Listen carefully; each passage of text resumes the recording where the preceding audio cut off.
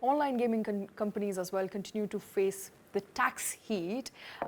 Reports now suggest, in media, not confirmed by GST authority, that GST notices worth 1 lakh crore rupees, 1 trillion rupees has been sent out to all online gaming platforms so far. 1 lakh crore, I mean, one of the questions in my mind was, is this even the market cap of online gaming companies? No, I think you're right. Valid question, because we've noticed in the past also, I think it was Delta Corp or one of the online gamings, Delta Corp only, right, where the tax notice was about 3 times or 4 times the market valuation of the company.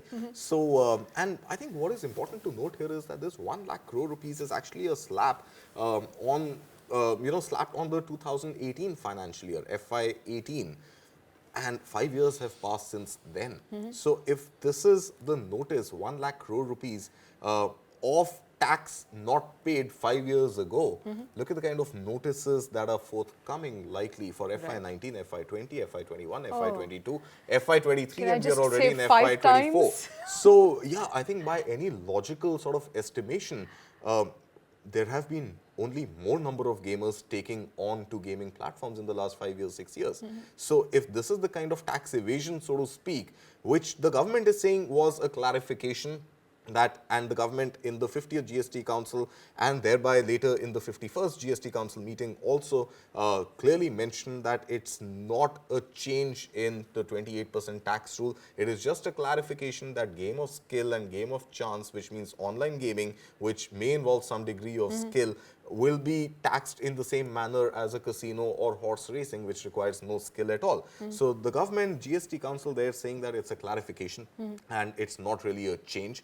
And hence, will this tax be retrospective or not? We don't know. So I think just one final point, that the GamesCraft petition against a 20,000 crore rupee plus tax notice by GST authorities was actually quashed by Karnataka High Court last year.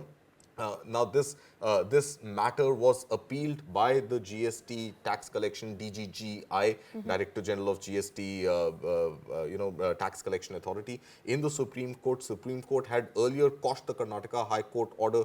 GamesCraft then sort of put in its own petition. So Supreme Court right now had stayed the Karnataka High Court order, which had ruled in favor of gaming companies, and Supreme Court is saying that cannot be the precedent, and we'll have to wait for Supreme Court to have at least one verdict in the GamesCraft saga, which could then be a precedent for all other gaming companies which are facing this tax notice right now. So 1 lakh crore for 2018, and that is financial year 2018. We are in financial year 2024. So into 4, if every variable remains constant, is 5 lakh crore. Can online gaming companies pay that much? We don't think so. They're already challenging. They're already going under. Many of them are winding up operations. There's going to be a huge tax axe on online gaming platforms. Will they survive? Won't they survive? We'll keep bringing all those details right here on News 9. But with that, it's a wrap. Thank you very much for watching.